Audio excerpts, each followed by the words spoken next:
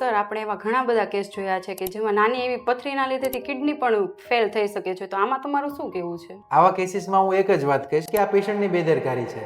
હમણાં 2 દિવસ પહેલા આપણે એક પેશન્ટનું ઓપરેશન કરેલું કે જેમને 1 વર્ષથી ખ્યાલ છે કે એમની કિડનીની નળીમાં પથરી છે, પરંતુ એમને કોઈ જ સારવાર કરાવી નથી, કશું જ નિદાન બી કરાવ્યું નથી પ્રોપર.